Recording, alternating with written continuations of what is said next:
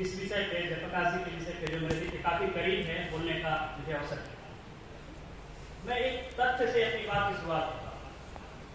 यहाँ अधिकतर लोग पॉलिटिकल साइंस के हमारे सब्जेक्ट अपने सब्जेक्ट है, सोशल साइंसेस में बात की। कंस्टिट्यूएंट असेंबली में, संविधान सभा में हम लोग जितने फ्रीडम फाइटर्स को जानते हैं, संविधान सभा के फ्रीडम फाइटर, स्वतंत्रता सेनानी जो सबको जानते हैं, उसमें से 3 लोग ऐसे थे जो संविधान सभा के सदस्य नहीं। आवाज नहीं आ रही है ना। गेस करिए, गांधी जी थे, जयप्रकाश जी थे और तीसरे डॉक्टर राम मनोहर लोहिया थे।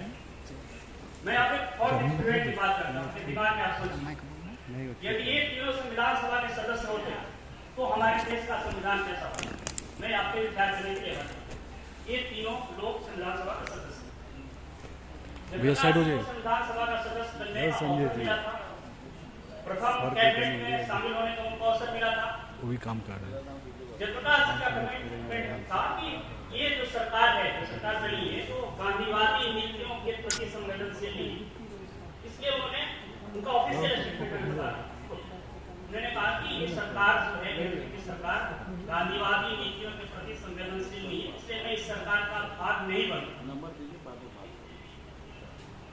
बेसिक तो चीज है, मैं बहुत ज्यादा, क्योंकि मणिनाथ सर ने, विद्वान सर ने सब कुछ बोल दिया, ग्रेटर कॉन्टेक्स्ट में उन्होंने बोला, उसके बाद कुछ रह नहीं जाता बोलने का। मैं सिर्फ औपचारिकता एक तरह से पूरी कर रहा हूँ।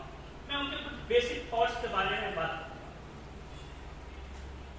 एज ए पॉलिटिकल एक्टिविस्ट उनपे बहुत सारे काम हुए, बहुत सारे लोग जानते हैं, लेकिन एज ए स्कॉलर जयप्रकाश जी के बहुत कम काम। हालांकि इंडियन पॉलिटिकल सिस्टम के कुछ विद्वानों ने काम किया है। एक विद्वान है मॉरिस जोन्स, सब लोग जानते होंगे, उनकी फेमस पुस्तक है इंडियन गवर्नमेंट एंड पॉलिटिक्स। उन्होंने कहा कि उसमें 3 तरह के लैंग्वेज, इंडियन पॉलिटिक्स के 3 इडियम्स और 3 लैंग्वेज, 3 भाषाएं, 3 मुहावरे हैं। एक उन्होंने कहा कि एक ट्रेडिशनल लैंग्वेज है जो कास्ट, रिलीजन, नैरो इंटरेस्ट के रूप में एक्सप्रेस होती है, भारतीय राजनीति में जाति और धर्म का प्रयोग। उन्होंने कहा कि ट्रेडिशनल लैंग्वेज इंडियन पॉलिटिक्स। दूसरा चीज उन्होंने कहा कि इंडियन पॉलिटिक्स की मॉडर्न लैंग्वेज थी। उन्होंने कहा कि जो 60 और 70 के दशक के पार्लियामेंट के डिबेट का लैंग्वेज था, सुप्रीम कोर्ट के जजमेंट का जो लैंग्वेज होता है, और देश की खास करके इंग्लिश मीडिया का जो लैंग्वेज है, वो इंडियन पॉलिटिक्स का मॉडर्न लैंग्वेज है। और उन्होंने कहा कि तीसरा लैंग्वेज भी है, उसको उन्होंने कहा सैंटली लैंग्वेज, संतों की भाषा। और उन्होंने कहा जयप्रकाश जी की राजनीति संतों के भाषा की राजनीति, सैंटली पॉलिटिक्स, उसमें उन्होंने विनोबा भावे जी को भी रखा, गांधी जी को भी रखा। ये लोग भारतीय राजनीति में संतों की राजनीति करते हैं, सैंटली पॉलिटिक्स। यदि जयप्रकाश जी से संवाद करना है, उनके विचारों से संवाद करना है, तो उनकी एक फेमस पुस्तक है वाई सोशलिस्ट, ठीक है, तो उस पर हम ज्यादा बात नहीं करेंगे, लेकिन उनकी जो दूसरी आर्टिकल है वो उतनी पॉपुलर नहीं है। उस आर्टिकल का नाम है plea for the reconstruction of Indian polity, भारतीय राज्य व्यवस्था की पुनर्रचना संबंधी कुछ सुझाव। ये 1959 में उन्होंने लिखा। और इंटरेस्टिंग बात है कि उस समय के leading political scientist Rajni Kothari ने फेमस जर्नल था सेमिनार में इसका कई बार समीक्षा लिखा था, कई चरणों में उन्होंने समीक्षा की। बेसिक आग्रह जैसे उनका यह था कि जो हमारा सेंट्रलाइज पॉलिटिकल सिस्टम है या जो स्टेट सोशलिस्ट की तरफ जा रहा है, उसको कैसे डिसेंट्रलाइज किया जाए। इसमें उन्होंने फंक्शनल पंचायती राज की बात, फंक्शनल डिसेंट्रलाइजेशन की बात की, और सर ने इशारा किया था फंक्शनल डिसेंट्रलाइजेशन, या उसको टर्म देते थे जयप्रकाश रेडिकल डिसेंट्रलाइजेशन की बात। उसमें यह था कि फंड, फंक्शन और फंक्शनरीज तीनों का डिसेंट्रलाइजेशन होना चाहिए, न कि करप्शन का, जैसा कि सर ने कहा। और उन्होंने कहा कि पंचायती राज संस्थाओं का, डिसेंट्रलाइज्ड बॉडीज का बजट 50% होना चाहिए, 50% बजट उनको मिलना चाहिए। उनके जो बेसिक थिंग्स थे कि हम बात करते हैं, बेसिक थिंग्स, बेसिक विचार उनके क्या। पहला डेमोक्रेसी, किस तरह की डेमोक्रेसी जयप्रकाश जी चाहते हैं। जयप्रकाश जी कहते हैं कि डेमोक्रेसी का मतलब नहीं है कि हम हर 5 साल में एक चुनाव कर रहे हैं, अपने प्रतिनिधियों को चुन लें और प्रतिनिधि जैसा कि लोहिया जी भी कहा करते थे कि जिंदा तो हमें 5 साल तक इंतजार नहीं करना। जयप्रकाश जी के चिंतन में आप देखेंगे तो एक तरफ वो लोहिया जी से संवाद कर रहे होते, दूसरी तरफ गांधी जी संवाद कर रहे थे, लेकिन दोनों भी आलोचक भी थे।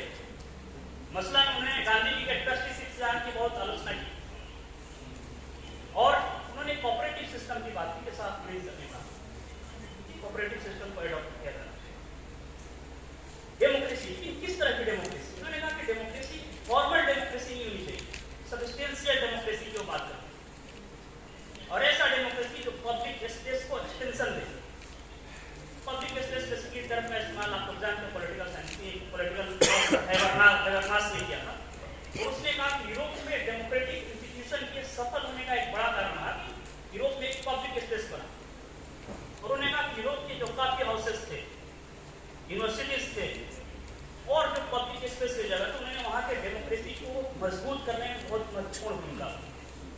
भारत में उस तरह का पब्लिक स्पेस नहीं बन पाया जिसे बनाने की कोशिश आजीवन जयप्रकाश जी करते हैं। ब्रॉडर डेमोक्रेटिक स्पेस कैसे? उसके लिए उन्होंने कहा कि डेमोक्रेसी का कुछ भी नाम देगा, social democracy day, people's democratic democracy day, direct, उससे कोई फर्क नहीं पड़ता, हमें लेक्चर से कोई फर्क नहीं पड़ता, हमें रियल डेमोक्रेसी कैसे बनानी होगी। तो जो बात लोहिया जी कहा करते थे कि जिंदा तो हमें 5 साल का इंतजार नहीं कर सकते, इसी तरह उसके वो लोहिया जी ने इतराज किया कि हमें रिकॉल का सिस्टम लाना चाहिए, जो अन्ना मूवमेंट में एक बड़ा चर्चा का विषय रहा कि जनप्रतिनिधि या सत्ता में बैठे हुए लोग यदि अपने उत्तरदायित्वों का सम्यक निर्वहन नहीं कर पा रहे तो उन्हें अपने कार्यकाल पूरा होने की अवधि से पूर्व उन्हें वापस बुला लिया जाना चाहिए। अब आप समझ के देखिए कि किसी भी पॉलिटिकल सिस्टम में अकाउंटेबिलिटी का इससे बेहतर उदाहरण क्या हो सकता है कि आपको जिस पद के लिए नियुक्त किया गया, चुना गया, यदि उस दायित्व को निर्वाह नहीं करना, तो इसलिए जयप्रकाश जी के डेमोक्रेसी का जो बेसिक चीज था सब्सटेंशियल डेमोक्रेसी का और अकाउंटेबिलिटी। दूसरा जो पॉइंट था मैंने बताया डिसेंट्रलाइजेशन, रेडिकल डिसेंट्रलाइजेशन की बात करते थे, मैं फिर संक्षेप की बात करूंगा, सर ने काफी बातें कर दी। तीसरी चीज जो उन्होंने डिस्ट्रीब्यूशन की बात की, डेमोक्रेसी, डिसेंट्रलाइजेशन, डिस्ट्रीब्यूशन, रिसोर्सेज का डिस्ट्रीब्यूशन कैसा होना चाहिए। इस संदर्भ में जयप्रकाश जी कैपिटल के विरोधी नहीं थे, कैपिटलिज्म के विरोधी,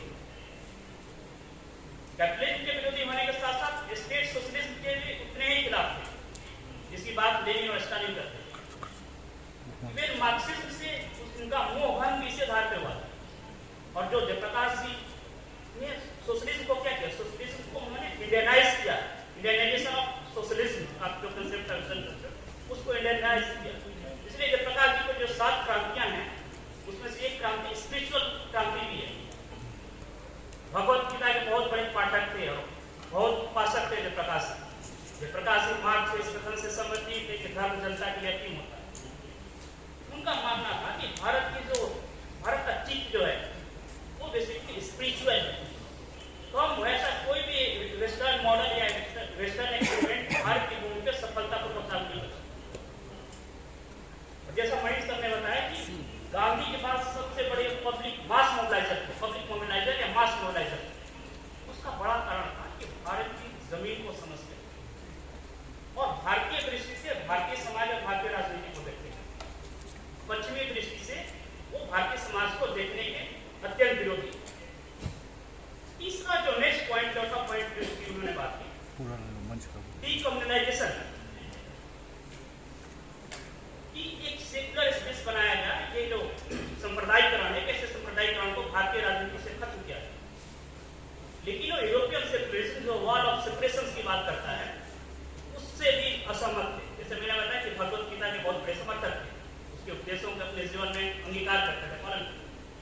उनका यह मानना था कि भारतीय सेक्युलरिज्म का मॉडल यहाँ पे गांधी जी ज्यादा प्रभावित है, सिर्फ सर्वधर्म संभाव हो सकता है, धर्म से दूरी या धर्म से अलगामी, तो इनका एक बेसिक और जो मेन जो चीज के लिए जाने जाते हैं वो था मोरलिटी, पब्लिक स्पेस। राजनीति में नैतिकता का प्रवेश चाहते थे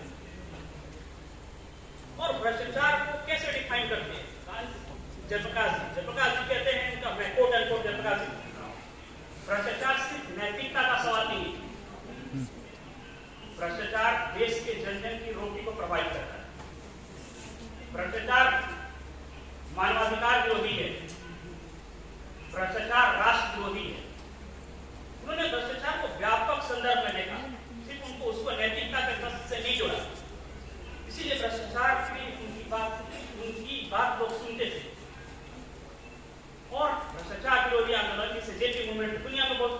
आंदोलन होंगे, आप लोग आंदोलन का क्या होंगे, हम लोग कहते हैं किसी व्यक्ति के नाम पे बहुत कम आंदोलन मिलेंगे। Freedom American war of independence मिलेगा, ग्लोरियस रिवॉल्यूशन मिलेगा। जेपी ने इतना अच्छे तरीके से ऑर्गेनाइज किया इस मूवमेंट को कि उनके नाम से आंदोलन जाने लगा। लेकिन इस आंदोलन में शामिल होने की उन्होंने 3 बुनियादी शर्तें भी तय की। पहला, यह आंदोलन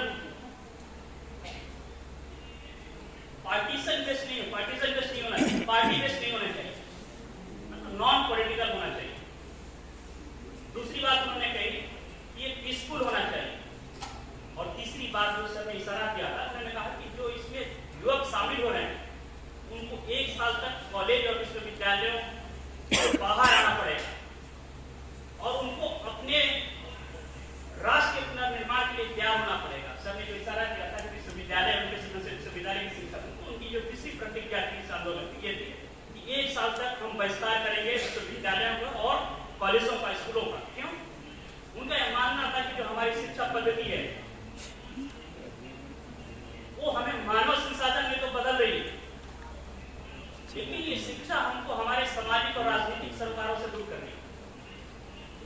इसलिए उन्होंने कहा कि आप लोग यूनिवर्सिटी अपील की छात्रों से उन्होंने कि आप यूनिवर्सिटी और कॉलेज को आओ और चिंतन करो कैसे हम राष्ट्र के निर्माण में अपना योगदान दें। जयप्रकाश जी आजादी से पहले कांग्रेस पार्टी के सब हिस्ट्री में नहीं जाना चाह रहा हूँ, कांग्रेस के फॉरेन अफेयर्स बीच के मेंबर्स भी थे और इस नाते उन्होंने लगभग पूरी दुनिया की यात्रा की। बहुत अच्छे पाठक, बहुत उन्होंने दुनिया भर के लगभग सारे साहित्य पढ़े।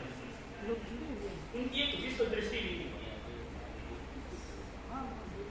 1942 के युद्ध में जब सारे गांधी जी भारतीय सेना के युद्ध में शामिल होने के समर्थक थे, जयप्रकाश जी ने इसका विरोध किया और इसी कारण वो जेल भी गए। ब्रिटिश सरकार ने उनको जेल भेजा था भारतीय सेना के ब्रिटिश पक्ष से लड़ने के खिलाफ। उसका मूल कारण था कि उनकी वर्ल्ड व्यू, उनका जो वर्ल्ड व्यू था, विश्व दृष्टि जो थी वो एंटी कॉलोनियल था।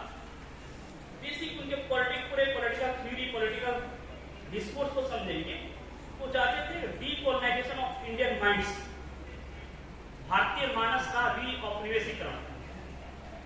वो राजनीति में झलकता है, वो अर्थनीति में झलकता है, उनके समाज नीति में झलकता है, साथ ही साथ वर्ल्ड पीस की बात करते हैं। वो नैरो नेशनलिज्म की बात नहीं करते थे। उनका यह मानना था किसी देश में पैदा होना महज एक एक्सीडेंट है, इसमें हमारा वश नहीं होता है कि हम भूटान में पैदा होंगे, दक्षिण अफ्रीका में पैदा होंगे, भारत में, और इस नाते हम किसी अन्य देश से घृणा करें, ये राष्ट्रवाद के मूल्यों के अनुकूल नहीं है। वस्तुतः उनका राष्ट्रवाद अंतरराष्ट्रीयवाद के अनुकूल था। वैसा लोग विश्व सरकार की बात करते थे, लोहिया जी की बात करते थे, वर्ल्ड गवर्नमेंट की बात करते थे, वर्ल्ड पीस की बात करते थे, उनकी विश्व दृष्टि।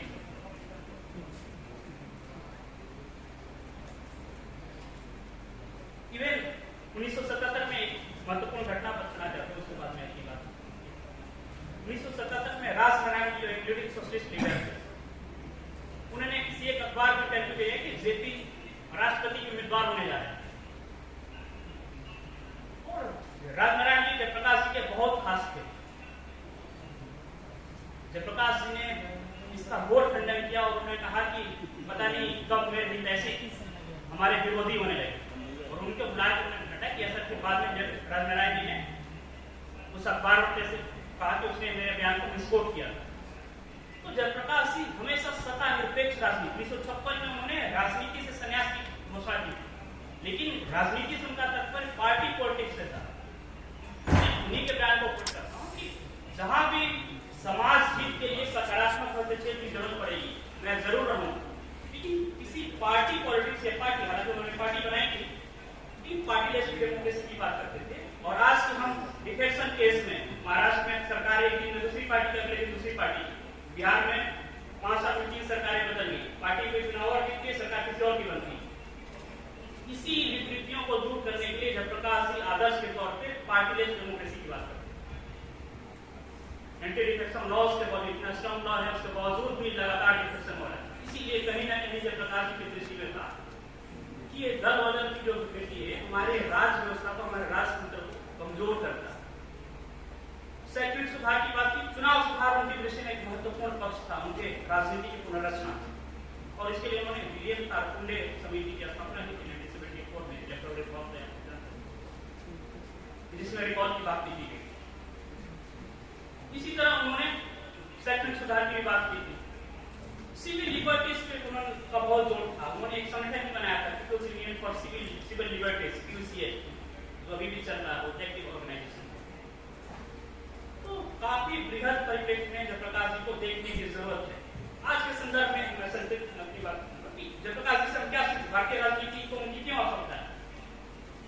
भारतीय राजनीति को किसकी आवश्यकता है कि भारतीय राजनीति में अकाउंटेबिलिटी की बात करते हैं, यदि वो होते तो उत्तरदायित्व की बात करते हैं। उन्होंने युवाओं की भागीदारी की बात की, उन्होंने प्रशासन में प्रोबिटी की बात की, शुचिता की बात की, और सबसे बड़ी चीज अकाउंटेबिलिटी की बात की और एक ट्रांसपेरेंट गवर्नमेंट बनाने की बात की। ये करके